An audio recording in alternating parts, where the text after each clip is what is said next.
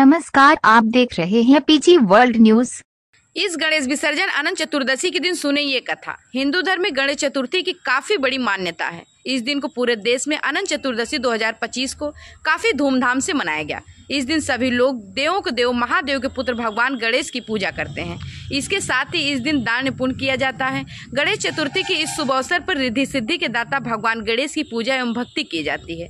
हर साल भाद्रपद मास में 10 दिनों तक गणेश उत्सव मनाया जाता है। इस बार ये पर्व 27 अगस्त बुधवार को मनाया गया था और यह पर्व 6 सितंबर तक मनाया गया।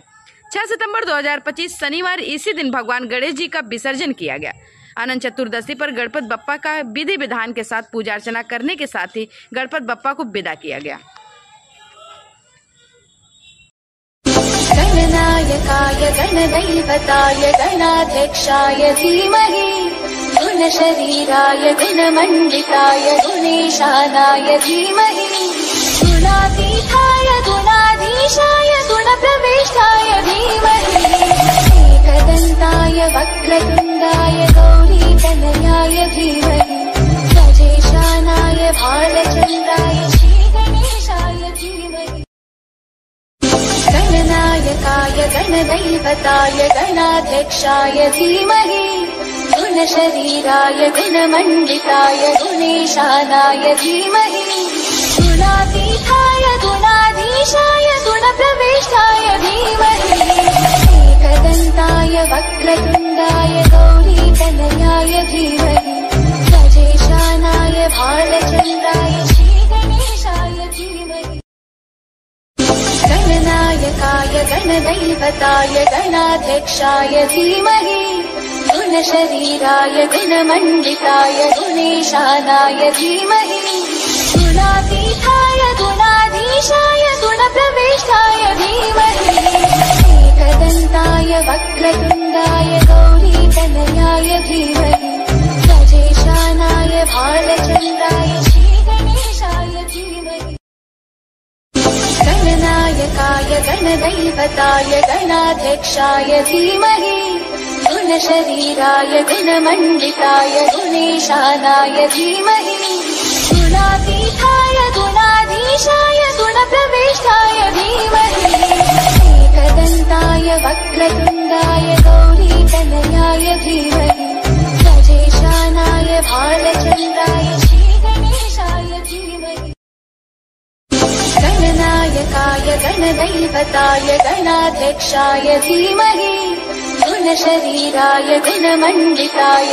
गुणेशानाय धीमहि गुणातीताय गुणाधीशाय गुणप्रविष्टाय धीमहि एकदन्ताय वक्रतुण्डाय गौरीतनयाय धीमहि गजेशानाय भालचन्द्राय श्रीगणेशाय धीमहि गणनायकाय गणदैवताय गणाध्यक्षाय धीमहि गुणशरीराय गुणमण्डिताय गुणेशानाय धीमहि गुणातीताय गुणाधीशाय गुणप्रविष्टाय धीमहि एकदन्ताय वक्रतुण्डाय गौरीतनयाय धीमहि गजेशानाय भालचन्द्राय श्रीगणेशाय धीमहि गणनायकाय गणदैवताय गणाध्यक्षाय धीमहि गुणशरीराय गुणमण्डिताय गुणेशानाय धीमहि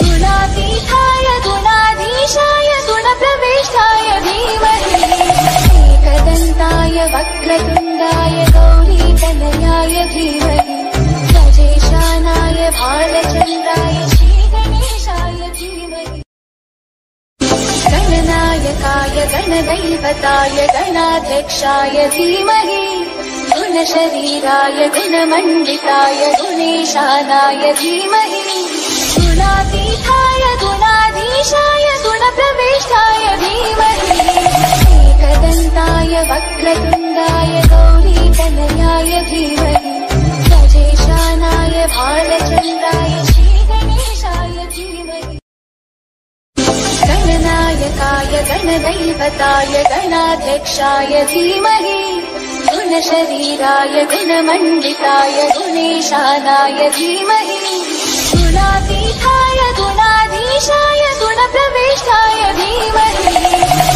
एकदन्ताय वक्रतुण्डाय गौरीतनयाय धीमहि गजेशानाय भालचन्द्राय श्रीगणेशाय धीमहि गणनायकाय गणदैवताय गणाध्यक्षाय धीमहि गुणशरीराय गुणमण्डिताय गुणेशानाय धीमहि गुणातीताय गुणाधीशाय गुणप्रविष्टाय धीमहि एकदन्ताय वक्रतुण्डाय गौरीतनयाय धीमहि गजेशानाय भालचन्द्राय श्रीगणेशाय धीमहि गणनायकाय गणदैवताय गणाध्यक्षाय धीमहि गुणशरीराय गुणमण्डिताय गुणेशानाय